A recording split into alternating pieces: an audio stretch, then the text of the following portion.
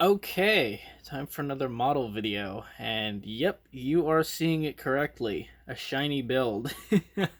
This is the Dale truck, which I wanted to build because I became a huge fan of Cletus McFarlane. I just started binge watching that guy's videos, and I just thought that his stuff was just amazing. He has like the most American YouTube channel you'll ever see. Like this dude like puts like fireballs and fucking bald eagles and shit with his videos. Like he has like if you ever want to give someone a stereotypical like American YouTuber, there you go. But it's awesome, you know. There's kind of like a self awareness to it and everything. It's kind of funny. Like they kind of joke about it and everything. I don't know. I kind of find it funny. Um, I feel like his channel isn't something you take too seriously. Neither is mine, granted. Um, so yeah, this is a 1996 NASCAR. The actual truck is driven by Mike Skinner. It is not driven by Dale Earnhardt. And I believe the one that they have as well in Cletus McFarlane's YouTube channel is the Mike Skinner truck. However, it's been modified slightly to resemble more of a Dale Earnhardt car, which is interesting. I really like the Dale truck. I think it's a really cool car. Um, I say car because at the end of the day, it's still a NASCAR. It's not a real truck. You can't put stuff in the back of it and haul junk with it. It's just not gonna happen. Um, at the end of the day, it's still a NASCAR, even if it's a quote unquote truck. Um, but I did not enjoy this build at all. First of all, issues that I had with the kit. The actual fitting of things together, for some reason, was a pain in the ass. I don't know why everything, and it's relatively simple too for a kit that you think would be so complex. It goes together pretty simply.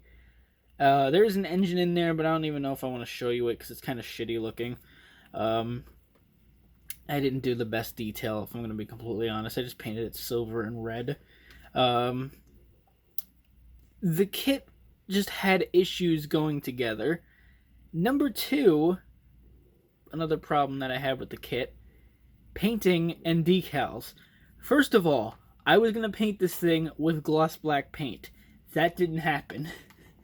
I tried to test fire my gloss black paint, and because I don't like to just spray onto the model immediately. That's a very bad idea, just in case the paint comes out wrong.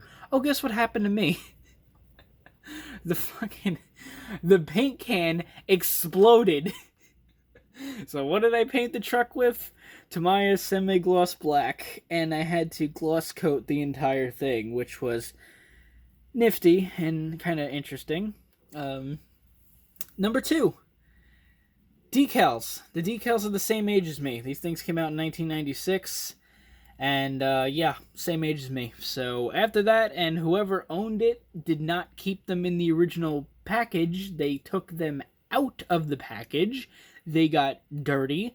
They yellowed. And I had a lot of problems trying to clean it and get it onto the truck. And oh my god, they were an utter pain in the ass to get on the truck. And I finally did it, and I finally just clear coated the whole thing and just said, it's not perfect. Some are screwed up. Fuck it. I'm just going to put it on the goddamn truck. And I did it. What was the other issue I had with this thing? Oh yeah, getting the body to go on the chassis. For some reason, this thing was so stubborn it didn't want to go onto the freaking frame that it's designed to go onto.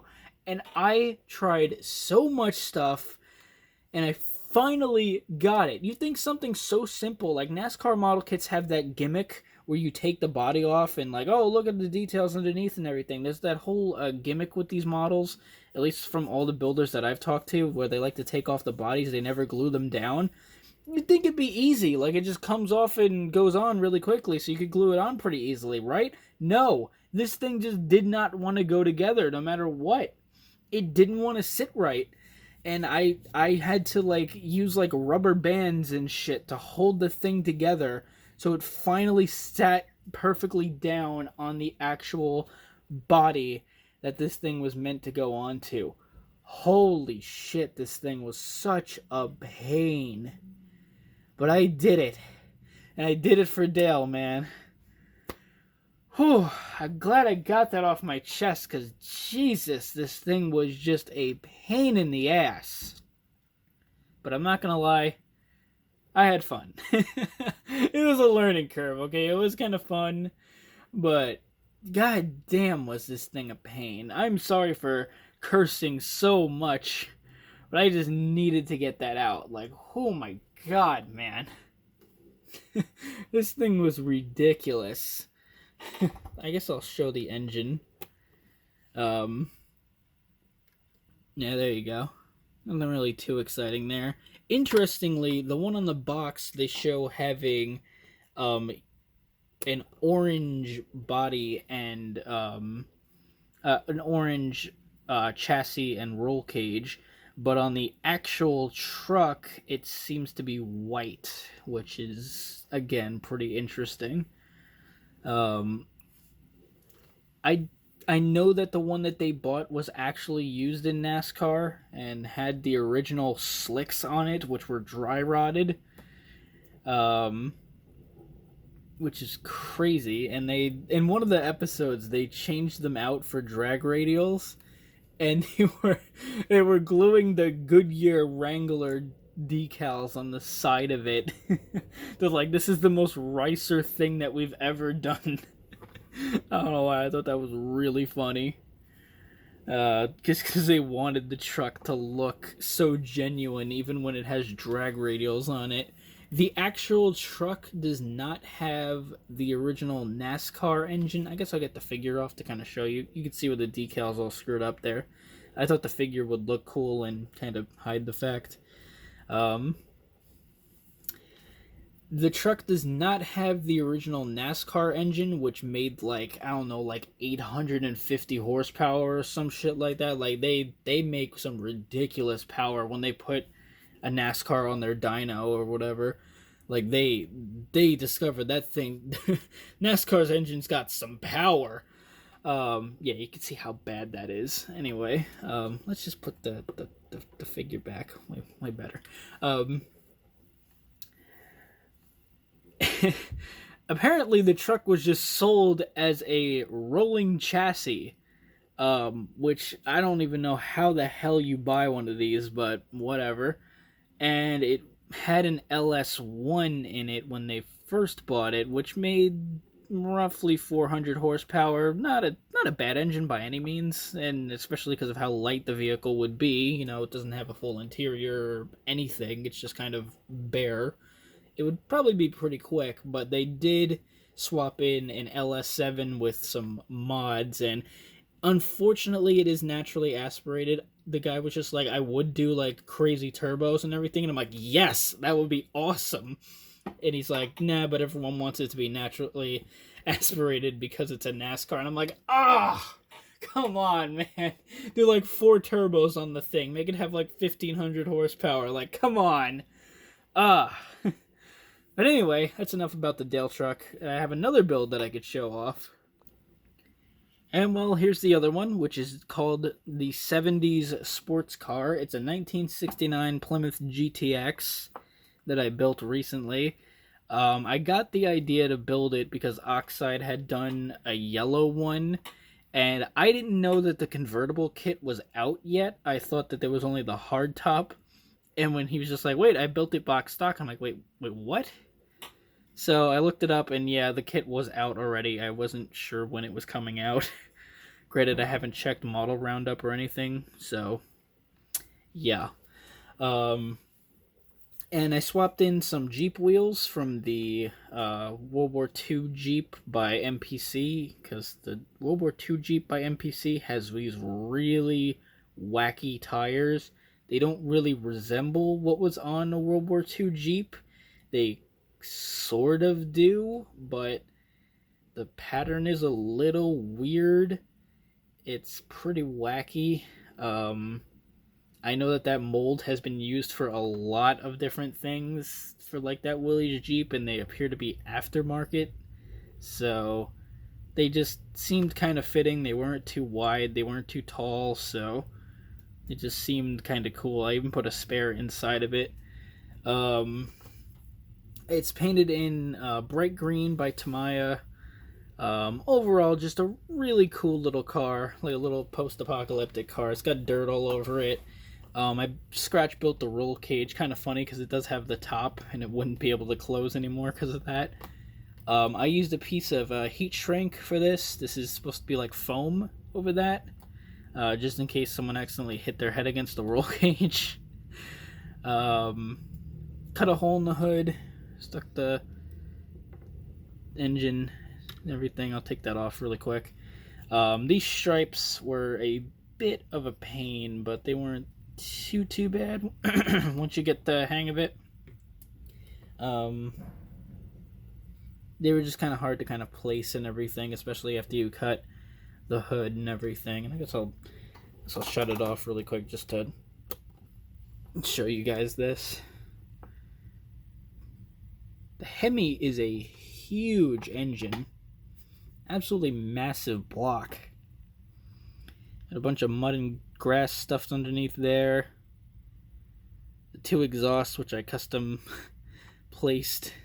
Because I did not want this thing with open headers, because Jesus Christ, could you imagine driving that? I was actually working this into my story a little bit. It's just one of the cars that was taken care of a lot better. Because not every car after the end of the world has to be a rusty, piece of shit that's kind of falling apart. Maybe this one was taken care of a lot better. Why you would want a car with no roof in 30-degree weather is beyond me, but hey, the humans do what they do. We don't follow what humans do in my world at all. We follow the dragons. We do not follow what humans do, and they build some crazy shit like this. Which is kind of funny. Someone actually asked me what is the relationship between the humans and dragons in my world, which it's very respect-based. Dragons are seen as higher beings, so typically humans don't engage with them. They won't fight them. Dragons are the peaceful kind. Oddly enough, humans are the more aggressive and mean type. In my world, they will attack most people on sight. Other humans will attack each other, as opposed to dragons, who will get up close to you and try to analyze you, see if you're a threat or not, and if you're not, they'll leave you alone. They typically keep to themselves and really won't do anything. They're honestly very gentle creatures. Human-dragon relationships, like being friends with one, isn't unheard of. It does happen. But yeah, it's mostly respect-based. Like, hey, don't attack them. They're better than us, kind of thing. Even raiders, like bandits that go around raping and killing people and stealing shit, will not engage with dragons. That's how big, like, the respect is between them. Like, yeah. They might attack a smaller dragon, like, to, like, mount, like, morbidly to cut its head off and put on the hood of a car or some shit, but that's rare. But yeah, I'm glad I went on my little rant there about, well, my little explanation. Oh, I forgot to talk about that. So I bought this kit by MPC, and it's a pretty good kit. I do have to admit, it's actually pretty damn good. I think it's by AMT or MPC. The steering wheel was not included in the kit. That is actually robbed off of a 69 Charger, which is, it's practically the same. It looks a lot like what they were optioned with. Yeah, I've never had a kit come where, I mean, I've had defective model kits before, like something's like warped or something, but I've never had it where something was missing from the kit. I mean, no, wait, that's wrong. I did, the Kenworth W900 did had something missing from the kit. That's a lie. So the steering wheel I had to rob off of another kit, so that's kind of interesting. It's a great kit, but for some reason that was just missing from mine. So yeah, that's weird. I don't know why that happened. Also, I guess it's gonna turn around because you're gonna see it anyway. I didn't put that chrome thing on the back of the car. I know that that's something that GTXs have. This is supposed to be a chrome piece here. I don't know why. I find it really ugly looking. I know the Roadrunner doesn't have it. So, yeah, I didn't put it on this one. I don't know what it is, but I haven't gone up to a 69 GTX. I mean, there's one that drives around here that's really, really beautiful. It's like dark blue. And it's really beautiful car. Absolutely phenomenal. It's a 440 car. And I don't know what that does, or if it's just a decoration, like a Mach 1 kind of thing, where it's like a dress-up package thing. I have no idea. I actually thought about it recently, but yeah, I didn't put that on there. But if I had a choice, like, if someone offered me, like, hey, 68 Charger or 68 Roadrunner, I think I might actually go with the Roadrunner. Like, I love Chargers and everything, but something about Roadrunners just get me, and I don't know what it is. Like, I don't know. It's such a hard choice. It's like asking me if I prefer socks on my left or right foot. You know what I mean? Like, it's just like such a weird thing. For some reason, the Roadrunner just speaks to me more. I love Chargers. They're probably one of my favorite cars of all time. But I don't know. But anyway, I think I'm gonna end it soon. This has been pretty cool. Hope you guys have been enjoying it. My little ranting and model showing. Yeah, I did a wash on the interior to make it look all dirty in there.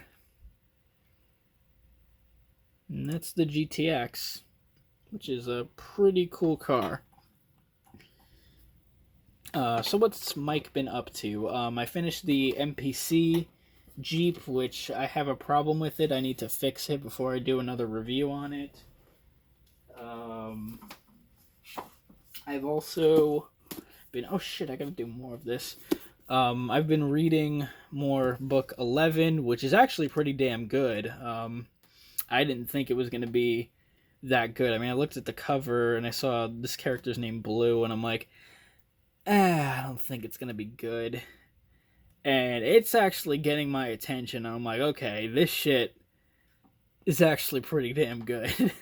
I really like the whole hive mind kind of thing with the hive wings, where they no, not hive mind, but the mind control thing. Like, that's such a cool part. There's this really awesome part where the character's on the run because he's wanted, and these other dragons called the hive wings, they look like bees, like bee dragons. They're pretty fucking dope looking, and suddenly everything just goes quiet. Like, everyone was just playing, having a good time, because he ran by a bunch of like civilians and everything, not any hive wing guards or anything, like just regular people.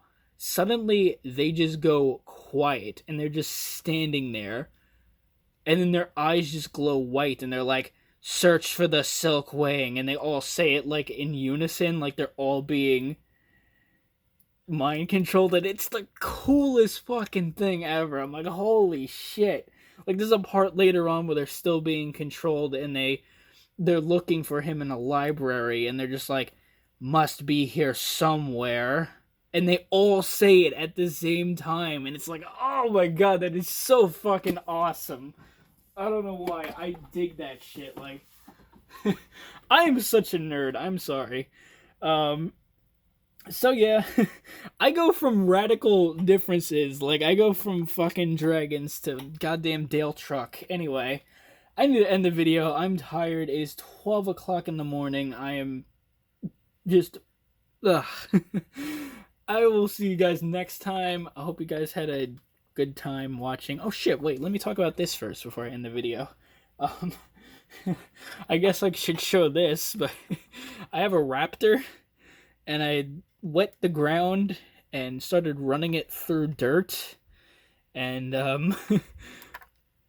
yeah, there's just mud stuck in this thing.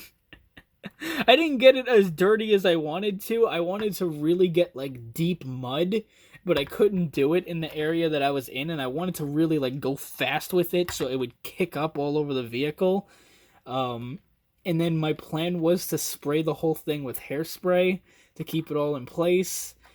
But yeah, I'll shut up now. Anyway, I'll see you guys next time. Hope you guys enjoyed.